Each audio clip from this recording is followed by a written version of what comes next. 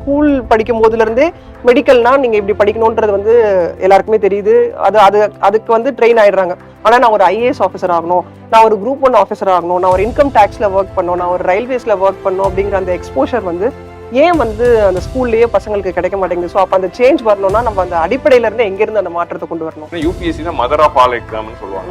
UPSC படிச்சிட்டீங்க அப்படின்னா வேற எல்லா எக்ஸாமுக்கு ஈஸியா அடாப்ட் ஆகிக்கலாம். என்சிஆர்டியும் சமச்சீரும் ஒரே ஸ்டாண்டர்ட்ல தான் இருக்கு. நீங்க தைரியமா சமச்சீர் புக் எடுத்து நீங்க யூபிஎஸ்சிக்கே படிக்கலாம். ப்ரொமோஷன்ல தான் நான் ஆஃபீஸர் ஆகணும் அப்படின்னா வருஷங்கள் ஆயிடும். ஆனா எக்ஸாம் கிளியர் பண்ண அடுத்த நாளே ஆயிடும். நிச்சயமா ஆல்வேஸ் சஜஸ்ட் உங்களோட எந்த எக்ஸாம் ப்ரிப்பேர் பண்ணாலும் அந்த எக்ஸாம் ப்ரிப்பேர் பண்ணிட்டு இருக்கிற பியர்ஸ் கூட கான்டாக்ட்ல இருக்கு, ஃப்ரெண்டா இருக்கிறது ஆல்வேஸ் அட்வைசபிள். ரூம்மேட்ஸ் அமைவதெல்லாம் இறைவன் கொடுத்த வரம் அப்படின்னு சொல்ற மாதிரி அது இருக்கு.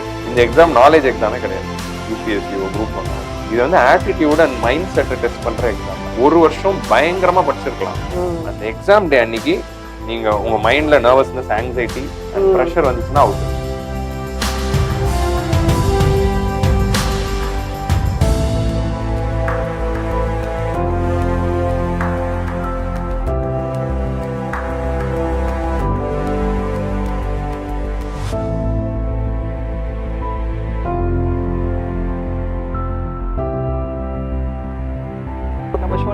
It's my pleasure to welcome Adil Baig sir. ஸ்டூடெண்ட்ஸ்க்கு ரொம்ப பிடிச்ச ஒரு ஃபேவரட்டான ஃபேக்கல்டி அப்படின்னா டாப் மோஸ்ட்ல நம்ம சேனல்ல வந்து ஆதில் பேக் சார் இருப்பாரு. ஸோ இந்த சேனல் ஸ்டார்ட் பண்ண அந்த இனிஷியல் ஸ்டேஜ்ல இருந்தே நீங்க எங்களோட ஃபேக்கல்ட்டியா இருக்கீங்க. அதுவே எங்களுக்கு ஒரு it's a pleasure for us. So welcome to this show sir. நம்ம ஆஸ்பிரன்ஸ் வந்து தமிழ்நாட்டில் இருக்கவங்க வந்து எஸ்எஸ்சி, ஆர்ஆர்பி இதுக்கெல்லாம் வந்து நிறைய ட்ரை பண்ண மாட்டேங்கிறாங்க அப்படின்றது ரொம்ப நாளா நம்ம பேசிட்டு இருக்கோம். பட் இது நம்ம பேசிட்டே இருக்கோம். அடுத்து நம்ம அந்த மாற்றத்தை எப்படி கொண்டு வர்றது? எல்லா எக்ஸாம்ஸுமே எழுதணும், இதுவும் நமக்கு தேவை அப்படிங்கறத வந்து எப்படி அந்த இதை சேஞ்சை கொண்டு வர்றது? இன்னொரு முக்கியமான விஷயம், இப்போ வந்து பாத்தீங்கன்னா ஸ்கூல் படிக்கும் போதுல இருந்தே மெடிக்கல்னா நீங்க இப்படி படிக்கணும்ன்றது வந்து எல்லாருக்குமே தெரியுது. அதுக்கு வந்து ட்ரெயின் ஆயிடுறாங்க. இன்ஜினியரிங் படிக்கணும் அப்படின்னா அதுக்கு என்ன பண்ணணும்ன்றது ஸ்கூல்லேயே எல்லாமே தெரியுது.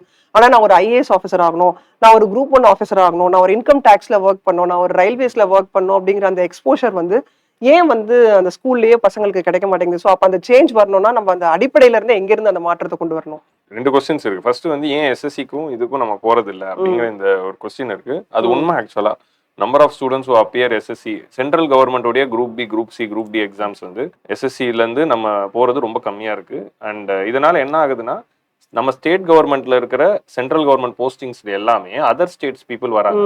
ஸோ இப்போ நம்ம சென்ட்ரல் கவர்மெண்ட் ஆஃபீஸ் போறப்போ அங்க அதர் ஸ்டேட் பீப்புள்ஸ் இருக்கப்போ லாங்குவேஜ் பேரியர் வந்து. ஸோ இதுக்கு காரணம் என்னன்னா நம்ம ஊர் பசங்க கொஞ்சம் கம்மியா எழுதுறதுனால. ஸோ நம்ம ஊர் பசங்க பொண்ணுங்க நிறைய பேர் வந்து எஸ்எஸ்சி மாதிரியான எக்ஸாம்ஸ் எடுத்து அதுல கிளியர் ஆகி அவங்க அந்த தமிழ்நாடு போஸ்டிங் நிச்சயமா இருக்கு. அவேர்னஸ் தான் மேம். நம்மளுடைய அவேர்னஸ் வந்து யூபிஎஸ்சி, டிஎன்பிஎஸ்சி தான் மெயின். எல்லாரோட அவேர்னஸும் டிஎன்பிஎஸ்சி தான். நான் என்ன சொல்றேன்னா யூபிஎஸ்சியோட அவேர்னஸே வந்து மாசஸ் கிட்ட இல்ல. எல்லாருமே வந்து டிஎன்பிஎஸ்சியோட அவேர்னஸ்ல இருக்காங்க. ஸோ டிஎன்பிஎஸ்சி எஸ்எஸ்சி ஒன்னு தான் என்ன கேட்டா. ரெண்டுமே வந்து ஒரே ப்ரிப்பரேஷன் தான் தேவை, ஒரே எஃபர்ட் தான் தேவை, ஒரே மைண்ட் செட் தான் தேவை. அது ஜஸ்ட் ஒரு நம்ம வந்து ஒரு மைண்ட் செட் சேஞ்ச் தான். எஸ்எஸ்சின்னு ஒன்னு இருக்கு, அதோட சிலபஸ் பேட்டர்ன் இதுதான், இதுக்கும் படிங்க அப்படின்னு சொல்லி நம்ம அவேர்னஸ் ஜென்ரேட் பண்ணாலே நிறைய பேர் அதுக்குள்ள வருவாங்கன்னு நான் நம்புறேன். நிச்சயமா ஆஸ்பிரன்ட்ஸ் மஸ்ட் ஆல்சோ கன்சிடர். குரூப் 1 படிக்கிற எல்லா ஆஸ்பிரன்ட்ஸும் எஸ்எஸ்சி கன்சிடர் பண்ணலாம். Same standard, same question, same pattern, same mathematics. அங்க நெகட்டிவ் மார்க் இருக்கு, இங்க இல்ல, அவ்வளவுதான் வித்தியாசம். இப்போ உங்ககிட்ட மென்டர்ஷிப்க்கு வர ஆஸ்பிரன்ட்ஸ் கூட லார்ஜ் குரூப் பாத்தீங்கன்னா டிஎன்பிஎஸ்சி தான் இருப்பாங்கன்னு நினைக்கிறேன். மத்த இதுக்காக கவுன்சிலிங், கைடன்ஸ் அப்படின்னு வராங்களா? உங்ககிட்ட வராங்களா? எனக்கு கிட்ட இல்ல மேம். என்கிட்ட வந்தது எல்லாம் யூபிஎஸ்சி, டிஎன்பிஎஸ்சி தான். மத்த எக்ஸாம்ஸ் பத்தி இல்ல. நான் அதான் சொல்றேன், ஒரு கேள்வி கூட இல்ல. எஸ்எஸ்சி ட்ரை பண்ணலாமா, இல்ல ஆர்ஆர்பி ட்ரை பண்ணலாமா, ஐபிபிஎஸ் ட்ரை பண்ணலாமா? நம்ம குரூப் 1 குரூப் 2க்கே 2 வருஷம் 3 வருஷம் அதுலயே இருந்துரும். ஆக்சுவலி இந்த எல்லா எக்ஸாம் பத்தி அவேர்னஸ் ரெடி பண்ணிட்டு இன்டர்நெட்ல அதுக்கான வீடியோஸ் பார்த்து நம்ம டெவலப். இன்னொரு இருக்கு மேம். நம்ம சேனல்ல இப்ப நம்ம எப்படி குரூப் 1 குரூப் 2 பண்ணோமோ அப்படி எஸ்எஸ்சிக்கும் பண்ணிட்டாலே போதும். இப்போ உங்ககிட்ட பேசும்போது எனக்கு ஒரு யோசனை தோணுது. ஏன் நம்ம ஒரு ஸ்டார்ட் அப் சீரிஸ் ஒன்று ஆரம்பிக்கலாம்? அதாவது நீங்க ப்ரிப்பரேஷனுக்குள்ள வர போறீங்களா, நோட்டிபிகேஷன் எப்படி படிக்கணும், அதுல இருந்து ஒரு ஸ்டார்ட் அப் பண்ணலாமான்னு ஒரு நீங்க பேசும்போது ஒரு சீரிஸ் நம்ம பண்ணலாம். வர போறீங்களா? அப்ப என்னென்னலாம் நீங்க உங்க மைண்ட் செட் என்ன பண்ணும், ஒரு நோட்டிபிகேஷன் எப்படி பார்க்கணும், சிலபஸ் எப்படி புரிஞ்சுக்கணும், நோட் மேக்கிங்னா என்ன, உங்களோட ப்ராப்ளம் சால்விங் ஸ்கில்ஸ் என்னெல்லாம் டெவலப் பண்ணிக்கணும் அப்படிங்கிற அந்த இனிஷியல் ஸ்டேஜ்ல ஸ்டார்ட் அப் சீரிஸ் ஒன்று போடலான்றது வந்து எனக்கு ஒரு 10 வீடியோ போடலாம். எப்படின்னா ஒரு ஆஸ்பிரண்ட் நான் படிக்க ஆரம்பிக்கணும் என்ன பண்றதுன்னா என்ன இந்த லிங்க் பண்ணும் பாரு அப்படின்னு சொல்லி இது எதுக்காக அப்படின்னு பாத்தீங்கன்னா புதுசா வரவங்களுக்கு ஸ்கூல் ஸ்டூடெண்ட்ஸ்க்கு ஒரு அவேர்னஸ் கொடுக்கறதுக்கு நம்மளால முடிஞ்ச ஒரு விஷயம் பண்ணணும்னு இப்ப உங்ககிட்ட பேசும்போது எனக்கு ஒரு நம்ம இது யூபிஎஸ்சி குரூப் 1க்கு என்னாலே பண்ண முடியும். குரூப் 2 இதுக்கும் நீங்க பிளான் பண்ணிட்டீங்கன்னா சார் நான் குரூப் 1 படிக்கணும் என்ன பண்றதுன்னா இந்த பிளேலிஸ்ட் அனுப்பிடலாம். ஆமா நம்ம நோட்டிபிகேஷன்ல இருந்து ஆரம்பிச்சு எப்படி தமிழ்நாடு புக்ஸ் படிக்கணும், சிலபஸ் எப்படி டீகோட் அது மட்டும் இல்ல அத ஃபில் பண்றதுல என்னென்னலாம் இருக்கு ஒன்னொன்னுத்தையும் அவங்களுக்கு வந்து டீகோட் பண்ணி ரொம்ப சிம்பிளா அவங்களுக்கு ஃபார்ம் ஃபில் பண்றதுல இருந்து எந்த வெப்சைட்ல போய் பார்க்கணும், எப்பத்துல அந்த ப்ரிப்பரேஷனை ஸ்டார்ட் பண்ணணும், என்சிஆர்டி எஸ்சிஆர்டி புக்ஸோட டிஃபரன்ஸ் என்ன, இந்த ஃபண்டமெண்டல்ஸ் நம்ம ரொம்ப நல்லா பேசிக் வந்து நல்லா ஸ்ட்ராங்கா கொடுத்தாலே அதுக்கப்புறம் top of it I think இப்ப இருக்க ஜெனரேஷன் வந்து ரொம்ப ஹைலி கேப்பபிள் நான் நினைக்கிறேன். சோ அந்த ஃபவுண்டேஷன் கொடுக்கிறது தான் நம்மளோட அந்த ஒரு இதுதான் மேம். நீங்க இப்போ ரெண்டாவது क्वेश्चन இது கேட்டிங்களா மேம், இப்போ எப்படி வந்து ஏன் வந்து டாக்டருக்கும் இன்ஜினியருக்கும் இருக்கிறாங்க ஐஏஎஸ்க்கும் இதுக்கும் இல்ல, அந்த क्वेश्चन வரணும்னாலும் இதுதான். நம்ம வந்து 11th படிக்கிறப்பவே இதெல்லாம் பண்ணா ஐஏஎஸ் எழுதலாம் அப்படிங்கிறதுக்கு நம்ம கிரியேட் பண்ணோம். இன்ஃபேக்ட் டிஎன்பிஎஸ்சி குரூப் 1ல வந்து நீங்க இவ்ளோ பெரிய போஸ்ட் வந்து நீங்க கலெக்டர் ஆகலாம். எஸ்எஸ்சியோட அபார்ட் ஃப்ரம் யூபிஎஸ்சி இந்த ஹையர் லெவல் போஸ்ட் எல்லாமே எஸ்எஸ்சில தான் ஃபில் பண்றோம். நம்ம ஒரு இன்கம் டாக்ஸ் ஏர்போர்ட் எங்கெங்கயும் போறோம். நம்ம இந்த மாதிரி ஒரு மாஸ் இதெல்லாம் வந்து ஸ்டூடெண்ட்ஸ்க்கு தெரிய மாட்டேங்குது. அது என்ன பண்ணணும்னா மேம், இப்போ நான் இப்போ கேட்டேன்னா ப்ரிப்பரேஷன் ஆரம்பிக்கிறதுக்கான டைம் என்ன அப்படின்னா, நீங்க வந்து காலேஜ் அப்பவே இப்போ ஃபர்ஸ்ட் அட்டெம்ப்ட்ல கிளியர் பண்ற ஸ்டூடெண்ட்ஸ்லாம் யாருன்னு பாத்தீங்கன்னா காலேஜ் முடிச்சுட்டு 1 இயர் படிச்சுட்டு அட்டெம்ப்ட் கொடுத்து பாஸ் ஆறவங்க இல்ல. அவங்க காலேஜ் ஃபர்ஸ்ட் இயர்ல இருந்தே அவங்க சைட்ல படிக்க ஆரம்பிச்சு. So first year second year third year of காலேஜ்லயே சாட்டர்டே சண்டே கிளாஸஸ் வந்து ஒரு இயர் முடிச்சிடுறாங்க. அடுத்த வருஷம் உட்காந்து படிக்க ஆரம்பிச்சு, அதுக்கு அடுத்த வருஷம் ஆப்ஷனல் முடிச்சிடுறாங்க. இதெல்லாம் முடிச்சுட்டு காலேஜ் முடிக்கிறப்ப ஃபர்ஸ்ட் அட்டெம்ப்ட் கொடுத்து சர்வீஸ் வாங்கிடுறாங்க. ஸோ அவங்க தான் ஃபர்ஸ்ட் அட்டெம்ப்ட்ல பாஸ் பண்றவங்க. நீங்க இன்னும் சொல்ல போனா நான் ஹைதராபாத்ல ஒரு ட்ரைனிங் போயிருந்தேன். ஸோ அங்க வந்து எஸ்எஸ்சி சிஜிஎல் முடிச்சுட்டு அவங்களுக்கு வந்து ஃபவுண்டேஷன் கோர்ஸ் வந்து 150 ஆஃபீஸர் ட்ரைனிஸ்க்கு வந்து ஐ திங்க் ஒரு 3 or 6 months ட்ரைனிங் அவங்களுக்கு அங்கே இருக்கு. ஸோ அந்த ட்ரைனிங்ல இருக்க ஆஸ்பிரன்ஸ் கிட்ட நான் பேசினேன். அவங்க ஃப்ரெஷ்ஷாக ரெக்ரூட் ஆகி ஃபர்ஸ்ட் ஃபவுண்டேஷன் ட்ரைனிங் வந்திருக்காங்க எஸ்எஸ்சி சிஜிஎல் முடிச்சுட்டு. நீங்க எப்போ இந்த ப்ரிப்பரேஷனை ஸ்டார்ட் பண்ணீங்கன்னா நாங்க +1 +2ல இருந்து என்னென்ன புக் வாங்கணும்ன்றதெல்லாம் பார்த்து அப்பவே முடிவு பண்ணி அப்பல இருந்தே ஸ்டார்ட் பண்ணி ஒரு கிராஜுவேஷன் தான் முடிச்சிருக்காங்க. ஆனா அவங்களோட ப்ரிப்பரேஷன் +1 +2ல இருந்தே நாங்க ஸ்டார்ட் பண்ணிட்டோம். அது நம்ம ஊர்ல நான் அதை நேரா பார்த்தேன். அங்க இருக்கிறவங்க வந்து அத்தனை பேர்ல ஒரு 70-80% வந்து ஃப்ரம் +1 +2 அவங்களுக்கு அந்த ஒரு அவேர்னஸ் இருக்கு. இதுதான் முடிவு பண்ணிட்டாங்க அவங்க. நம்ம ஊர்ல அந்த ஒரு ஜோக் சொல்லுவாங்க, பையன் பிறந்தா இன்ஜினியர் பொண்ணு பிறந்தா டாக்டர். இந்த ஒரு தாட்ல இருக்கிறப்போ ஐஏஎஸ் பையன் பிறந்தா ஐஏஎஸ் பொண்ணு பிறந்தா ஐபிஎஸ் இந்த மாதிரி வந்து நம்ம சொல்ல ஆரம்பிக்கிறப்போ தான் வந்து 11th அப்போ யோசிக்க ஆரம்பிக்கிறாங்க. என்ன கேட்டீங்கன்னா நீங்க 11th இருந்து வந்து இப்போ ஒரு ஸ்கூல் படிக்கிற மாணவர்கள் வந்து எப்படி வந்து அவங்க ப்ரிப்பரேஷன் ஆரம்பிக்கலாம் அப்படின்னா அவங்க அப்போ யூபிஎஸ்சி டிஎன்பிஎஸ்சிக்கு எதுவும் யோசிக்க தேவையில்லை. என்ன பண்ணணும்னா இப்போ நம்ம கொஞ்ச நேரத்துக்கு முன்னாடி கூட பேசிட்டு இருந்தோம், ஒரு 6th படிக்கிறாங்க ஐஏஎஸ் ஆகணும் ஐபிஎஸ் ஆகணும்னு நினைச்சீங்கன்னா ஹேண்ட் ரைட்டிங்ல ஃபோக்கஸ் பண்ணுங்க. முதல் பாயிண்ட் எல்லாம் அனுபவத்துல சொல்றேன். ஓகே, ஹேண்ட் ரைட்டிங் அழகா இருக்கா பேரண்ட்ஸ்க்காக நான் இந்த கண்டென்ட் சொல்றேன். ஹேண்ட் ரைட்டிங்ல ஃபோக்கஸ் பண்ணுங்க, லாங்குவேஜ் டெவலப்மெண்ட்ல ஃபோக்கஸ் பண்ணுங்க. நீங்க 6th இருந்தே அவங்களுக்கு வந்து தமிழ் மீடியமா இருந்தாலும் இங்கிலீஷ் கத்துக்கிறதுக்கும் வழிவகுத்து சொல்றேன். இப்போ நம்ம வந்து தமிழ் மீடியம்ல இருந்தாலே பாஸ் பண்ணிடலாம் தான், பட் இங்கிலீஷ் கத்துக்கிறதுல தப்பு இல்லை. சோ இங்கிலீஷ் ஸ்கில்ஸை டெவலப் பண்ணிக்கணும். ஏன்னா யூபிஎஸ்சி கொஸ்டின் பேப்பர்லாம் இங்கிலீஷ்ல தான் இருக்கு. சோ ஒன்னு வந்து ஹேண்ட் ரைட்டிங், இன்னொன்னு வந்து கம்யூனிகேஷன். ஒரு 11th 12th எல்லாம் வந்த பிறகு வந்ததுன்னா புக் ரீடிங் ஹேபிட்டை நீங்க ஸ்கூல்ல இருந்து கூட ஆரம்பிச்சிடலாம். புக் கொடுத்து நாவல் படிக்கிறது, சிறுகதைகள் படிக்கிறது, இந்த ரீடிங் ஹேபிட்டை நீங்க சின்ன வயசுலயே விதைச்சிட்டீங்கன்னா நாளைக்கு உங்க ப்ரிப்பரேஷன் வரும்போது படிக்கிறதுக்கு சுலபமா இருக்கும். ப்ரிப்பரேஷனுக்கு வந்ததுக்கு அப்புறம் நீ டெய்லி நியூஸ் பேப்பர் படி, நீ டெய்லி இதெல்லாம் தெரிஞ்சுக்கோ, இதை பண்ணு அதை பண்ணுன்னு ஒரு ருட்டீனா கொண்டு வராம அது வந்து ஹாபியாவே நம்ம இன்கல்கேட் பண்ணிட்டோம்னா 6th இருந்து 10th இந்த மாதிரி விஷயங்களை பசங்களுக்கு கத்து கொடுத்துட்டாங்கன்னா அவங்க மைண்ட் அப்பவே டியூன் ஆயிடுது. 11th இருந்து என்ன பண்ணலாம்னா 11th 12th புக் தான் நம்ம படிக்கிறோம். யூபிஎஸ்சினா என்சிஆர்டி படிக்கிறோம். இப்போ நம்ம யூபிஎஸ்சிக்கே நான் தமிழ்நாடு புக்ஸ் தான் சொல்றேன், சமச்சீர் புக்ஸ் தான் யூபிஎஸ்சிக்கே படிச்சாலும் போதும். ஏன்னா சமச்சீர் புக்ஸும் என்சிஆர்டியும் ஆல்மோஸ்ட் சேம் ஸ்டாண்டர்ட் வந்து. சோஷியல் சயின்சஸ்ல பாலிட்டி, ஹிஸ்டரி, ஜியோகிராஃபி, எக்கானமி இந்த 4 சப்ஜெக்டோட சமச்சீர் புக்ஸும் என்சிஆர்டியும் ஆல்மோஸ்ட் சேம் ஸ்டாண்டர்ட். நம்மளுடைய எஸ்சிஆர்டி சிலபஸ் நல்லா படிச்சாலே படிச்சிடலாம். இப்போ நீங்க 11th 12th ஸ்கூல் படிக்கிறப்பவே நான் ஐஏஎஸ் தான் ஆக போறேன் அப்படின்னா நீங்க வந்து தைரியமா ஹியூமானிட்டிஸ் குரூப் எடுக்கலாம், சோஷியல் சயின்ஸ் குரூப் எடுத்து 11th 12th இருந்தே இந்த சப்ஜெக்ட்ஸ் நல்லா படிக்கலாம். நான் ஒரு ஆல் இண்டியா டாப்பர் பிஎஸ்சி டாப்பரோட வீடியோ பார்த்தப்போ அவங்க வந்து என்ன பண்ணிருக்காங்க, ஐஏஎஸ் முடிவு பண்ணிட்டாங்க. 11th அவங்க வந்து ஹியூமானிட்டிஸ் குரூப் தான், polity, history, geography, economy. College அவங்க படிச்சது BA political science, BSc political science, BA political science படிச்சிடறாங்க. பொலிட்டிக்கல் சயின்ஸ் ஆப்ஷனலா இருக்கு. ஃபர்ஸ்ட் அட்டெம்ப்ட்ல ரேங்க் 1 முடிச்சிடுறாங்க.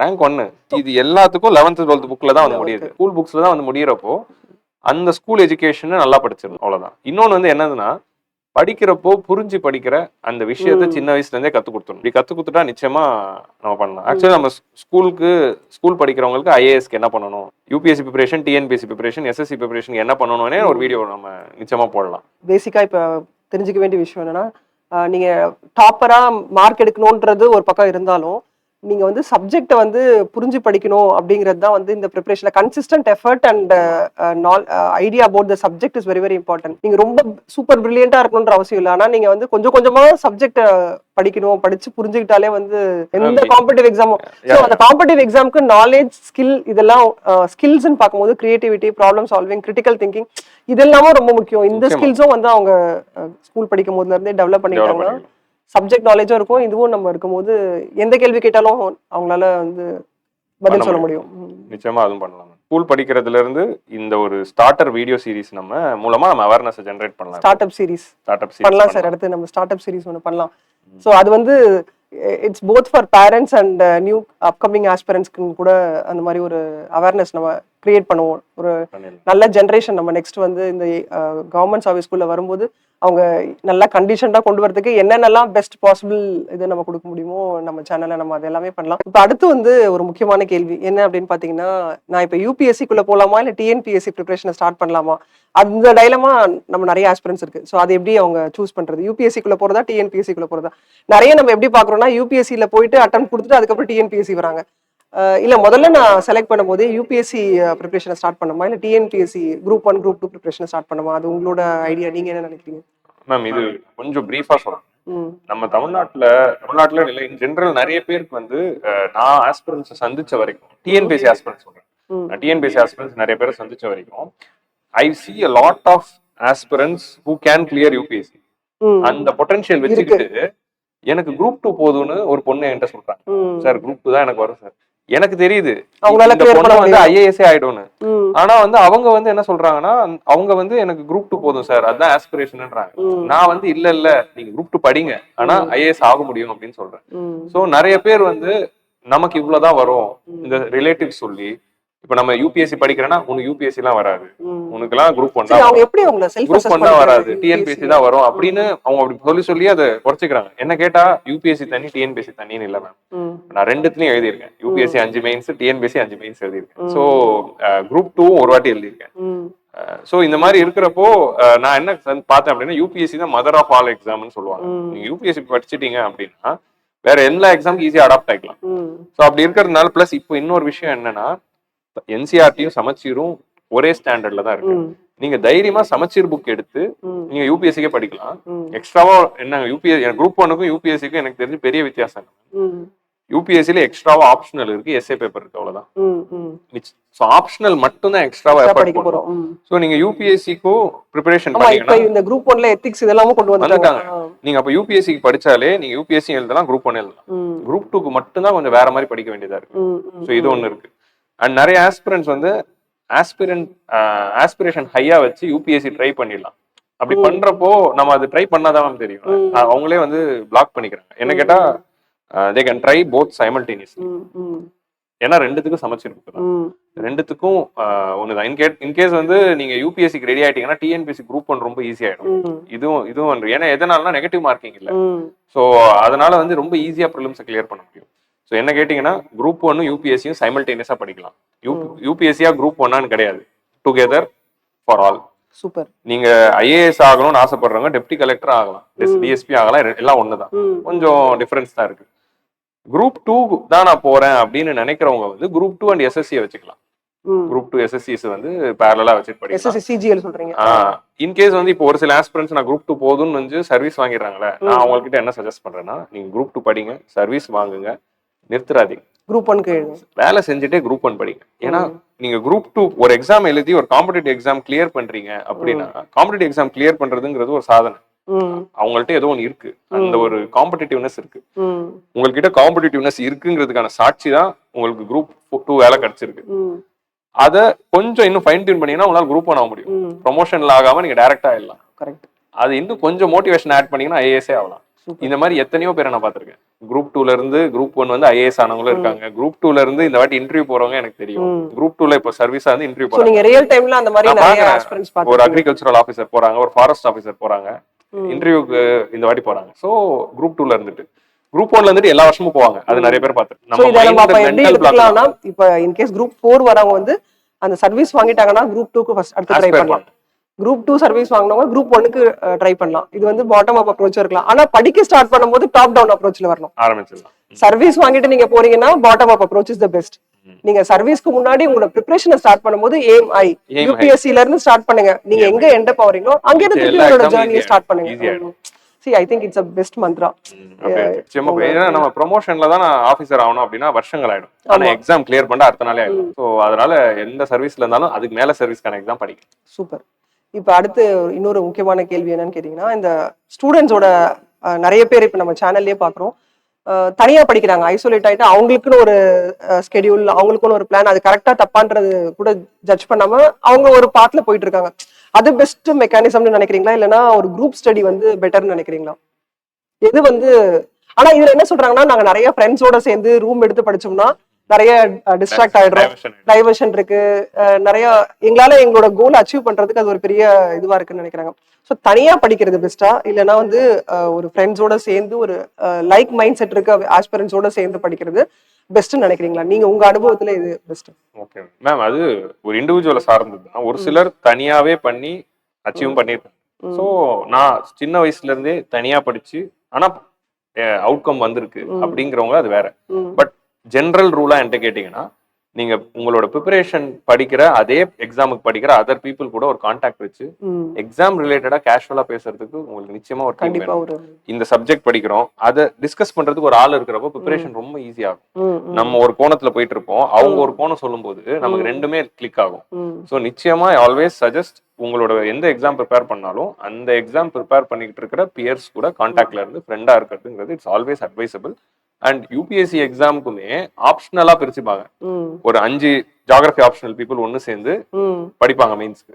அப்படி படிக்கிறப்போ வேலை வந்து டிவிஷன் ஆஃப் லேபர் பண்ணிடலாம். நீ இந்த 2 யூனிட், நீ இந்த 2 யூனிட், ஆளாளுக்கு 3 பேரும் 2 யூனிட் நோட்ஸ் எடுத்தா 10 யூனிட்டுக்கு நோட்ஸ் கிடைச்சது 5 பேர் சேர்ந்தாலே. ஸோ இப்படி எல்லாம் நிறைய பேர் பண்ணி 5 பேருமே சர்வீஸ் ஆன கதையெல்லாம் பார்த்துருக்கேன். ரூம்மேட்ஸ் அமைவதெல்லாம் இறைவன் கொடுத்த வரம் அப்படின்னு சொல்ற மாதிரி அது இருக்கு. நமக்கு வந்து லைக் நமக்கு இருக்கிற அதே மோட்டிவேஷன்ல இருக்கிற ஆஸ்பிரன்ஸ் கூட நம்ம சேர்ந்து படிச்சா பாசிட்டிவ். சம்டைம்ஸ் அந்த மாதிரி ஆகும், நம்ம ரூம்மேட்ஸ்னால டிஸ்ட்ராக்ஷன் ஆகலாம், அது ஆஸ்பிரன்ட் கையில தான் இருக்கு. ஆனா ஐ சஜஸ்ட் தனியா இருக்கிறத விட ஒரு வீட்டுல இருந்து படிக்கிறத விட உங்களுக்கு பக்கத்துல ஏதாவது ஒரு ஸ்டடி ஹால் இருந்துச்சுன்னா அந்த ஸ்டடி ஹால்ல போய் படிக்கலாம், லைப்ரரி இருந்ததுன்னா லைப்ரரியில போய் படிக்கலாம். அந்த மாதிரி வந்து ஒரு பிளேஸ்ல போய் படிக்கிறப்போ ப்ரிப்பரேஷன் இன்னும் பெட்டரா இருக்கும். இப்ப நீங்க சொல்லும் போது தான் எனக்கும் ஒன்னு சொல்லணும். தனியா செல்ஃப் ப்ரிப்பேர் பண்றவங்களுக்கான ஒரு பெரிய ஒரு நல்ல இனிஷியேட்டிவ் என்ன அப்படின்னு பாத்தீங்கன்னா, இந்த ஸ்டடி சர்க்கிள், ஸ்டடி ஹால், இதுக்காக கவர்மெண்ட் வந்து நிறைய இனிஷியேட்டிவ்ஸ் எடுத்திருக்காங்க. அதுல ஒன் ஆஃப் த பெஸ்ட் இனிஷியேட்டிவா இப்ப பாக்குறது வந்து இந்த 100 knowledge centres across Tamil Nadu, knowledge centre come library. Specially அது எதுக்காகன்னு பாத்தீங்கன்னா, ஸ்கில் டெவலப்மெண்ட் அண்ட் காம்படிட்டிவ் எக்ஸாம்காக, ஸ்டூடெண்ட்ஸ்க்காக தான். அது வந்து பாத்தீங்கன்னா ஃபுல் அண்ட் ஃபுல் லைப்ரரி போனீங்கன்னா உங்களுக்கு எல்லா புக்ஸும் இருக்கும். ஆனா இந்த நாலேஜ் சென்டர் போனீங்கன்னா காம்படிட்டிவ் எக்ஸாம்க்கு எல்லா எக்ஸாம்ஸ்க்கான ஒரு நல்ல இன்ஃப்ராஸ்ட்ரக்சர், நல்ல புக், முக்கியமா வந்து வைஃபை ஃபெசிலிட்டி, நல்லா உட்காந்து படிக்கிறதுக்கான ஒரு ஆம்பியன்ஸ், ஒரு எனர்ஜெட்டிக் ஒரு என்விரான்மெண்டோட இந்த 100 நாலேஜ் சென்டர்ஸ் இருக்கு. நான் தனியா படிக்கிறேன், நான் ஒரு செல்ஃப் ப்ரிப்பரேஷன்ல இருக்கேன் அப்படின்றவங்க ஒரு இன்டர்பர்சனல் ரிலேஷன்ஷிப் அண்ட் நீங்க சொல்ற அந்த பியர் குரூப்ஸோட இன்ட்ராக்ஷன் வேணும் அப்படின்னு சொன்னா கவர்மெண்ட் கொடுக்குற இந்த best service 100 knowledge centre. Even rural ஏரியாஸ்லயும் வந்து நாலேஜ் சென்டர் இருக்கு. இதை பத்தி நம்ம லிஸ்ட் வந்து நம்மளோட யூடியூப் சேனல்லயே நம்ம வந்து எங்கெங்க நாலேஜ் சென்டர்ஸ் இருக்கு அப்படின்னு சொல்லியிருக்கோம். இன்னும் அதுல வந்து இந்த காம்படிட்டிவ் எக்ஸாமோட இதை வந்து ஸ்ட்ரென்தன் பண்றதுக்கு வந்து நிறைய ஆக்டிவிட்டிஸ்லாம் வந்து கவர்மெண்ட் இனிஷியேட்டிவ்ஸ் தனியா பண்ணிட்டு இருக்காங்க. நிறைய டிபார்ட்மெண்டோட டைப் பண்ணி பண்றாங்க.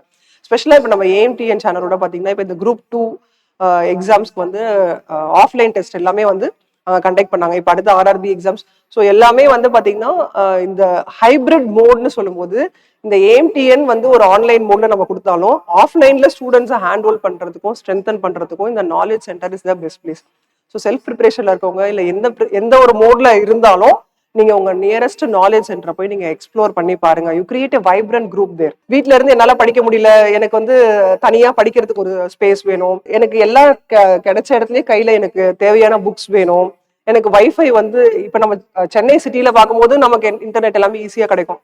பட் ஆனா இது ஒரு ரூரல் ஏரியால உள்ள ஒரு கிராமத்துல இருக்க ஒரு ஸ்டூடெண்ட் வந்து எனக்கு வந்து இன்டர்நெட் கனெக்டிவிட்டி பெஸ்டா வேணும், என்னால எல்லா வீடியோஸும் பார்க்கணும் அப்படின்னு சொன்னா நாலேஜ் சென்டர்ல பெஸ்ட் வைஃபை ஃபெசிலிட்டியோட இன்ஃப்ராஸ்ட்ரக்சர் அவ்வளோ சூப்பரா இருக்கு. செல்ஃப் ப்ரிப்பரேஷன்ல இருக்கவங்க கண்டிப்பா இந்த நாலேஜ் சென்டரை விசிட் பண்ணி அந்த ஒரு இதை பெஸ்டா யூஸ் பண்ணிக்கலாம் அப்படின்றதும் நான் இப்ப சொல்ல விரும்புறேன். நிச்சயமா இது ஒரு நல்ல இனிஷியேட்டிவா இருக்கு. நானே இதை கேள்விப்பட்டேன். It's very good initiative. Self motivation பத்தியே நம்ம பேசிட்டு இருக்கோம்.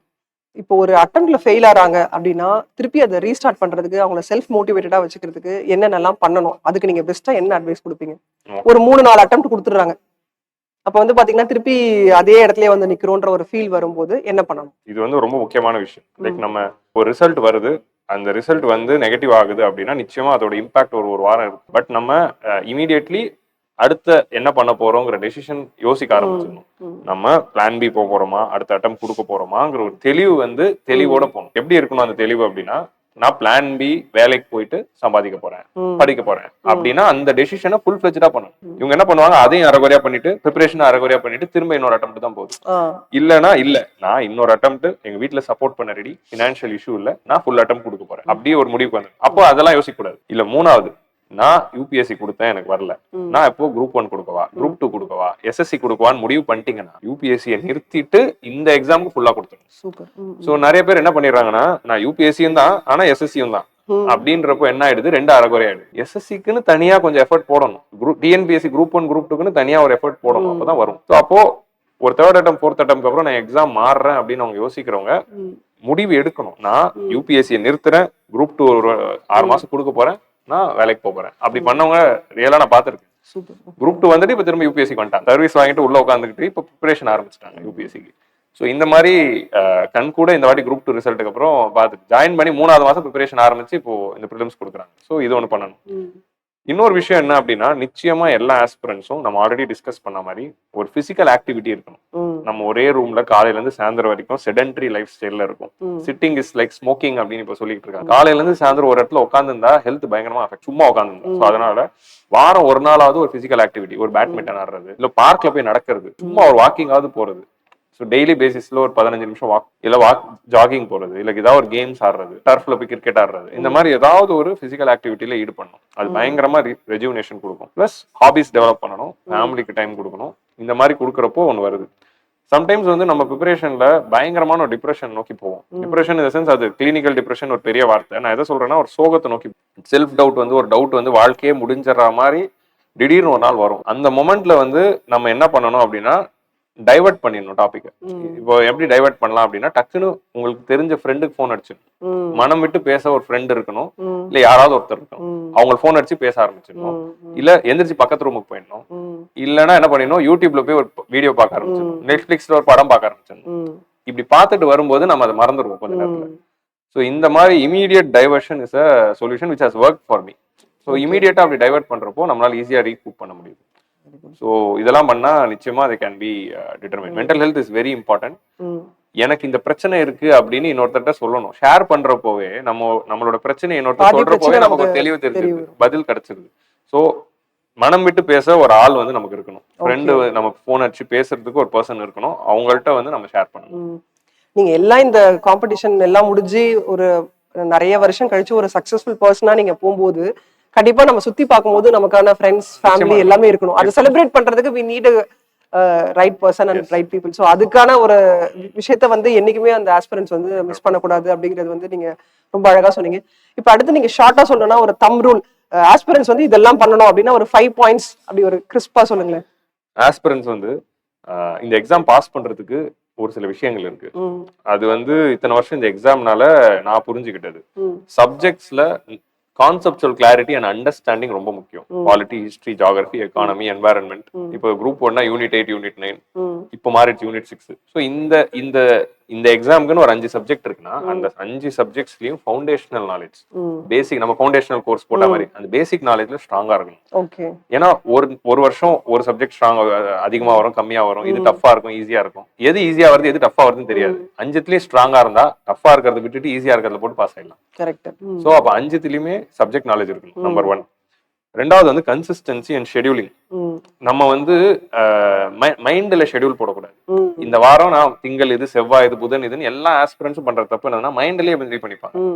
அன்னைக்கு காலையில இருந்து சாயந்தரம் எல்லாரும் ஷெட்யூல் போடுவாங்க, நான் மைண்ட்ல வச்சுக்கிறது தப்பு.